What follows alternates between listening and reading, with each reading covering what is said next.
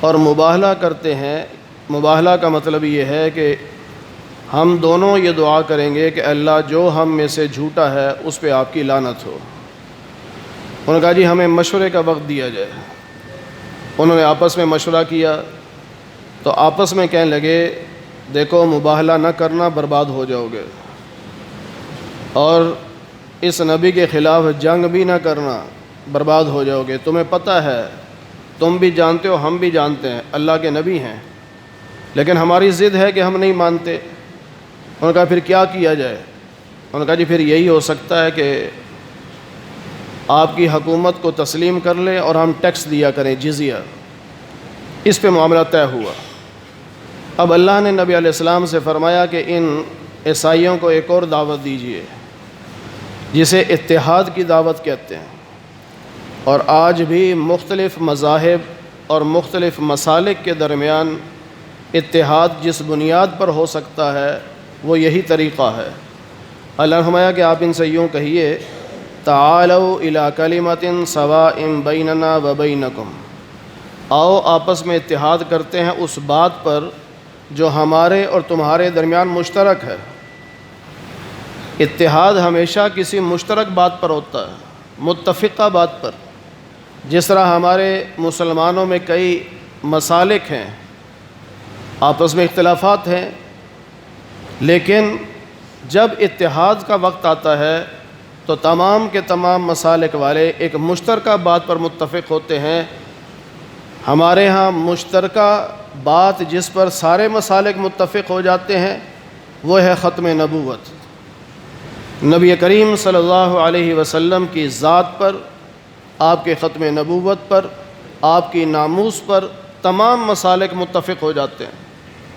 تو یہاں بھی اللہ فرما رہے ہیں کہ ان سے کہو ایک بات پہ متفق ہو جاتے ہیں، وہ کیا ہے کہ اللہ نعبد الا اللہ، کہ ہم اللہ کے سوا کسی کی عبادت نہیں کریں گے۔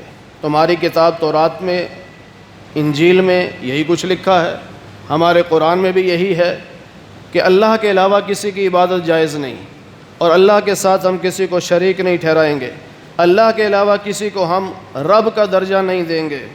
اور اگر یہ نہ مانے تو اب آپ نے ان کے پیچھے نہیں پھرنا۔ صلح ہمیشہ متفقہ بات پہ ہوتی ہے، اس پہ بھی اگر یہ نہیں آتے تو ان سے کہو بھائی تم اپنا کام کرو، ہم تو مسلمان ہیں، تم گواہ رہو کہ ہمارا یہ عقیدہ ہے، یہ نظریہ ہے، بس اپنا موقف بتا دو۔ وہ صلح نہیں کرتے تو ان کو الگ کر دو۔ پھر فرمایا اہل کتاب تم ابراہیم علیہ السلام کے بارے میں کیوں جھگڑتے ہو؟ حالانکہ ابراہیم علیہ السلام سے پہلے یا آپ کے دور میں نہ تورات تھی نہ انجیل تھی، یہ تو بعد میں آئی ہے، اور تم جھگڑا کرتے ہو ابراہیم کے بارے میں۔ یہودی کہتے تھے ابراہیم یہودی تھے، عیسائی کہتے تھے ابراہیم علیہ السلام عیسائی تھے، مشرکین مکہ کہتے تھے وہ ہم میں سے تھے، مسلمان کہتے ہیں کہ ہم ان کے نقش قدم پہ ہیں، وہ ہمارے ہیں۔ تو اللہ اہل کتاب سے فرماتے ہیں کہ تم جھگڑا کیوں کرتے ہو؟ عقل سے کام لو۔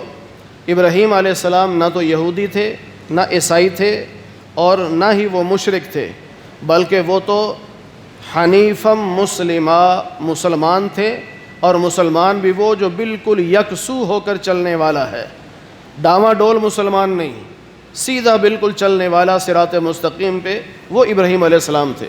اب رہی یہ بات کہ چار قسم کے لوگ دعویٰ کرتے ہیں کہ ابراہیم ہم میں سے ہیں یا ہم ابراہیم میں سے ہیں، یہودی بھی، عیسائی بھی، مشرکین مکہ بھی، مسلمان بھی۔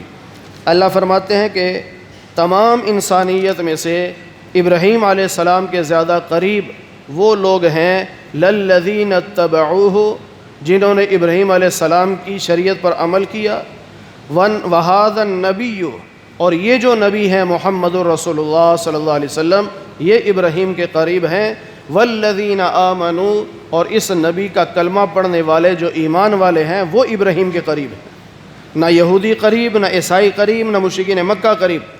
اگر ابراہیم کی ملت پہ چلنے والے ہیں تو ان کے دور کے لوگ، اور ہمارے نبی صلی اللہ علیہ وسلم اور آپ کا کلمہ پڑھنے والے مسلمان۔ اور واللہ ولی المؤمنین، اللہ مومنوں کا دوست ہے۔ اہل کتاب میں سے ایک گروہ یہ چاہتا ہے کہ وہ تمہیں گمراہ کر دے، غلط راستے پہ لے جائے، حالانکہ وہ اپنے آپ کو گمراہ کریں گے اور انہیں اس کا شعور بھی نہیں۔ پھر اللہ نے اہل کتاب سے فرمایا کہ تم اللہ کی آیات کا انکار کیوں کرتے ہو اور پھر جان بوجھ کے کرتے ہو، اور تم حق اور باطل کو مکس کر کے کیوں پیش کرتے ہو؟ صاف صاف بات کیوں نہیں لوگوں کو بتاتے کہ اصل مسئلہ یہ ہے؟ تو ایک ان کے اندر دو برائیاں تھیں۔ پہلے پارے میں بھی اللہ نے فرمایا وَلَا تَلْبِسُوا الْحَقَّ بِالْبَاطِلِ وَتَكْتُمُوا الْحَقَّ، نہ تو حق اور باطل کو مکس کرو اور نہ حق کو چھپاؤ۔ یہاں اللہ سوال کر رہے ہیں یہودیوں عیسائیوں سے کہ تم حق اور باطل کو مکس کیوں کرتے ہو، اور دوسرا حق کو چھپاتے کیوں ہو، اور پھر جان بوجھ کے ایسا کرتے ہو۔ ایک ہے کہ غلطی سے کوئی بات ہو گئی، بندے کو پتہ نہیں تھا، غلط مسئلہ بتا دیا غلطی سے، وہ اللہ کے ہاں قابل معافی ہے۔ لیکن ایک بندہ جان بوجھ کے مسئلہ غلط بتا رہا ہے یا جان بوجھ کے مسئلے کو چھپا رہا ہے تو اللہ کے ہاں اس کی معافی نہیں ہے۔ پھر یہودیوں میں سے ان کے جو مذہبی پیشوا تھے، انہوں نے اپنے بعض لوگوں کو کہا کہ تم صبح و سویرے جاؤ اور محمد صلی اللہ علیہ وسلم کا کلمہ پڑھ لو اور سارا دن ان کے ساتھ رہو، رات کو واپسی پہ دوبارہ کافر ہو جاؤ، یہودی بن جاؤ۔ اب لوگ پوچھیں گے بھی 24 گھنٹے تم نے ہمارے پاس گزارے، ہمارے ساتھ رہے، یہ کیا بن گیا؟ تو انہیں کہنا کہ ہم تمہارے ساتھ رہے لیکن ہمیں تمہارے مذہب میں کوئی چیز اچھی نظر نہیں آئی۔ یہ حربہ اختیار کرنے سے ہوگا کیا کہ جو نئے نئے مسلمان ہوئے ہوں گے، ہو سکتا ہے کہ وہ تمہاری وجہ سے دوبارہ اسلام سے نکل جائیں، کفر میں چلے جائیں، کیونکہ یہودیوں کی اس معاشرے میں اہمیت تھی کہ یہ اہل علم لوگ ہیں، یہ پڑھے لکھے لوگ ہیں۔ تو اللہ فرماتے ہیں وقالت طائفۃ من اہل الکتاب، اہل کتاب کی ایک جماعت نے یہ کہا کہ آمنو، ایمان لے آؤ، بالذی انزل علی الذین آمنوا، مسلمانوں پر جو قرآن نازل ہوا اس پر، وجہ النہار، دن کے شروع میں، وکفروا آخرہ، اور دن کے آخر میں کفر اختیار کر لو، لعلہم یرجعون، شاید کہ دوسرے لوگ بھی تمہاری طرح اسلام سے واپس لوٹ آئیں، اور تم ایمان نہ لانا مگر صرف اس پر جو تمہارے دین پر چلنے والا ہو، یعنی جو یہودیت کی تبلیغ کرے اس نبی کو ماننا ہے، اور جو نبی یہودیت کی تبلیغ نہ کرے اسے تم نے نہیں مانا۔ اللہ نے نبی علیہ السلام فرمایا کہ ان سے کہو کہ تمہارے یہ جو حربے ہیں نا، ان حربوں سے نہ ہدایت ملتی ہے نہ گمراہی ملتی ہے۔ قل ان الہدی ھدی اللہ، اصل ہدایت اللہ کی طرف سے ملتی ہے، تم جتنے مرضی حربے کر لو تم گمراہ نہیں کر سکتے۔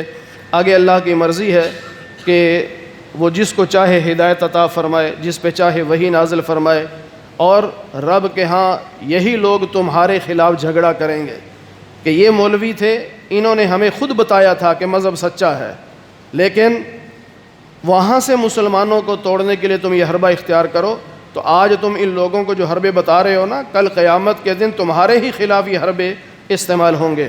قل، اے نبی فرما دیجئے، ان الفضل بید اللہ، فضل اللہ کے ہاتھ میں ہے، یؤتیہ من یشاء، اللہ جس پہ چاہتا ہے اپنا فضل کرتا ہے، اللہ بہت وسعت والا علم والا ہے، یختص برحمتہ من یشاء، اللہ جس کو چاہتا ہے اپنی رحمت سے خاص کر لیتا ہے، واللہ ذو الفضل العظیم، اللہ بہت بڑے فضل والا ہے۔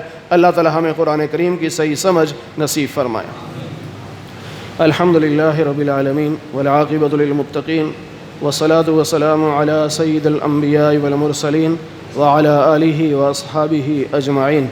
اے اللہ ہم سب کے صغیرہ کبیرہ گناہوں کو معاف فرما، اے اللہ درس قرآن کو اپنی بارگاہ میں قبول فرما، اے اللہ بیماروں کو صحت کاملہ نصیب فرما، اے اللہ بے روزگاروں کو حلال رزق نصیب فرما، اے اللہ حرام کے لقمے سے ہماری حفاظت فرما، اے اللہ جتنے مسلمان دنیا سے جا چکے سب کی مغفرت فرما دے، اے اللہ سب کو جنت الفردوس میں اعلیٰ مقام نصیب فرما دے، اے اللہ ہم سب کو قیامت کے دن حضور نبی پاک صلی اللہ علیہ وسلم کی شفاعت، جنت میں آپ کی رفاقت اور آپ کے دست مبارک سے حوض کوثر کا پانی پینا نصیب فرما۔ اے اللہ جیسے آج ہم آپ کے گھر میں آپ کے قرآن کے نام پر اکٹھے ہیں، اے اللہ ہم سب کو جنت میں بھی اکٹھا فرما دے۔ اے اللہ محض اپنے فضل و کرم سے حضور نبی پاک صلی اللہ علیہ وسلم کے صدقے سے ہماری دعاؤں کو قبول فرما لے۔ وصلی اللہ علی النبی الکریم برحمتک یا ارحم الراحمین۔